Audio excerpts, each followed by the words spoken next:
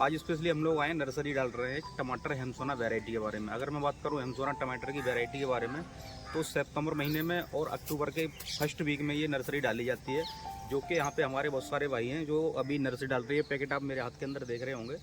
अगर मैं इस पैकेट की बात करूँ तो ये लगभग 1 से 1.5 बीघा के अंदर ये पैकेट हो जाती है नॉर्मली। अगर इसके दाने की बात, साथियों, हेमसोना टमाटर आता है सिजेंटा कंपनी का, और उसकी अगर मैं बात करूं तो 25 सितंबर के बाद हमारे किसान भाई जो है उसकी नर्सरी डालनी स्टार्ट कर देते हैं। ठीक है ना। तो उस नर्सरी के बारे में थोड़ी हम डिटेल में जानेंगे कि नर्सरी आपको उचित समय उसका डालने का क्या रहता है, जो हेमसोना वैरायटी आती है। ठीक है ना। और हेमसोना वैरायटी आपको अपने आप में इतनी मतलब जबरदस्त वैरायटी है जो बम्पर मात्रा में पैदावार आपको देके जाती है। अगर मैं बीघे की बात करूँ तो नॉर्मली आपको ये 300 से लेकर 350 क्रेट प्रति बीघा के हिसाब से नॉर्मली इसके अंदर निकल आती है। और इस वैरायटी के बारे में थोड़ी हम विस्तार में जानेंगे कि इसकी नर्सरी आपको कैसे डालनी है और नर्सरी आपको कब से कब तक डालें, जिससे कि आपका जो आगे ट्रांसप्लांटिंग हो वो सही समय पे हो जाए। सर्दियों का जैसे आप मान चलो अक्टूबर मंथ में जाके क्या है, अक्टूबर नवंबर में जाके सर्दी ज़्यादा हो जाती है, तो उससे टाइमली आपकी नर्सरी पड़ने के बाद ट्रांसप्लांटिंग जो है आपकी टाइमली हो जाए। सही है ना। तो हेमसोना वैरायटी के बारे में थोड़ी हम डिटेल में बात जानेंगे कि हेमसोना टमाटर की पैकेट आपको कैसे मिल जाती है, और उसकी पहचान मैं आपको बता देता हूँ। क्योंकि दोस्तों हर चीज़ जो है मार्केट में जो ज़्यादा बिकता है ना, उसका डुप्लीकेट भी बहुत जल्दी मार्केट में आपको देखने को मिल जाता है।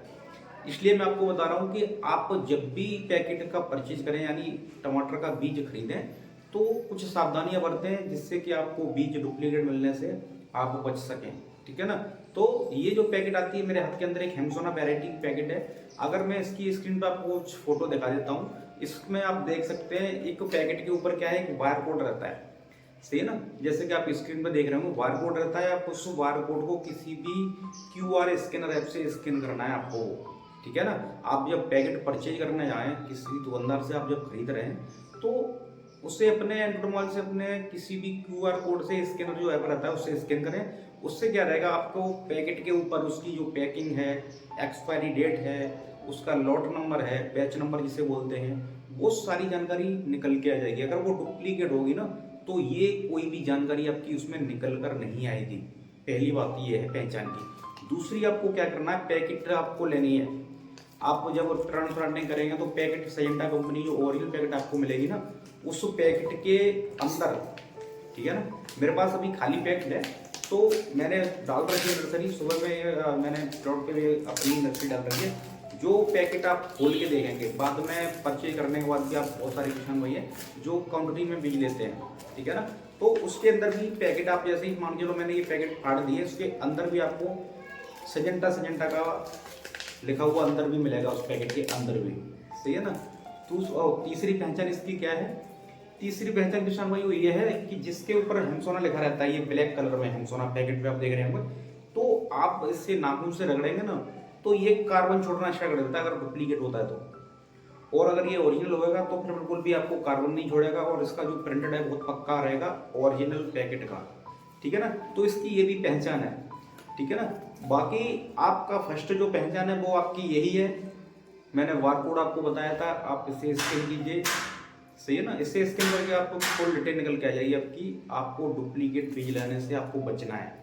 और अगर मैं टाइम की बात करूं, पीरियड आपको कब इसकी नर्सरी डालनी स्टार्ट कर देनी है, तो सितंबर यानी 25 सितंबर से लेके आप पढ़ने को पूरे अक्टूबर डाल सकते हैं। लेकिन आपका जो पैदावार, आपकी जो ट्रांसप्लांटिंग उचित समय पर होनी है, वो 25 सितंबर से लेके आप अक्टूबर, जो अक्टूबर का फर्स्ट वीक आने वाला है, उसमें समय रहते आप नर्सरी डाल दीजिए। आपको जो पैदावार, आपका जो ट्रांसप्लांटिंग होगा वो राइट टाइम पे हो जाएगा। अब बहुत सारे किसान भाई ऐसे रहते हैं जो हमारी ट्रांसप्लांटिंग डालते हैं, लेकिन मतलब एक्स्ट्रा ओवर करने के बाद उसकी ट्रांसप्लांटिंग करते हो, तो आपको ऐसा बिल्कुल भी नहीं करना है।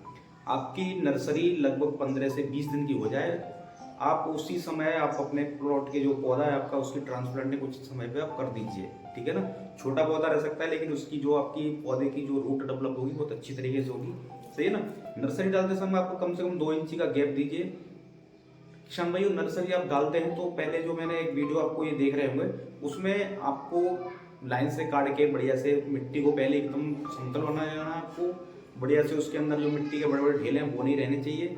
आप बढ़िया से बिल्कुल समतल उसे बना लो। उसके बाद आप नर्सरी डालनी स्टार्ट कर दो। उसके अंदर दाने में गैप रखना कम से कम 1.5 से 2 इंची का आप गैप उसमें रखना दाने में, जिससे कि आपके जो पौधे का जो हेल्थ रहे बढ़िया तरीके से उसकी जर्मिनेशन आएगी और पौधे का जो तना रहेगा वो मजबूत सा और निकल के आएगा।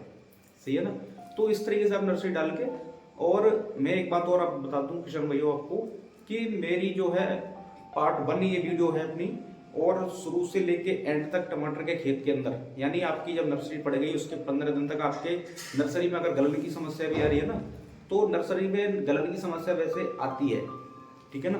तो उसकी रोकथाम के लिए मैंने एक वीडियो, किसान भाइयों ये तो हो गई हमारी नर्सरी डालने की बात। अब बात करते हैं नर्सरी डालने के बाद क्या है, गलन की समस्या बहुत ज़्यादा आपको नर्सरी में देखने को मिलती है। तो नर्सरी के लिए एक मैं ऐसा फॉर्मूला आपको बता रहा हूँ, अगर आपकी नर्सरी के प्लॉट के अंदर तना गलन की समस्या देखने को मिल जाए आपको, तो रेडोमिल गोल्ड के पाउच आते हैं, 50 ग्राम का पाउच आता है, और नर्सरी में क्या है आपका 1 या 2 लीटर पानी ही पड़ता है, तो उसमें आपको 1 लीटर पानी में 2 से 3 ग्राम रेडोमिल गोल्ड दवा आती है, जिसके अंदर टेक्निकल की बात करूं तो आपको मेटालेक्सिल और मैनकोजेब आपको 464 में देखने को मिल जाता है। वो 2 से 3 ग्राम प्रति लीटर पानी के हिसाब से लेके आप बढ़िया से अपने पौधे के ऊपर स्प्रे कर दीजिए। आपको जो गलन की समस्या देखने को मिल रही है वो वहीं रुक जाएगी। सही है ना। तो ये ट्रांसप्लांटिंग की बात होगी। उसके बाद किसान भाइयों, मैं आपको इस चैनल पर जो है आपको शुरू से लेके एंड तक, यानी आपकी ट्रांसप्लांटिंग से लेके आपकी हार्वेस्ट लास्ट तक जितने भी समस्याएं टमाटर के अंदर आती हैं, जैसे कि आपका अगेती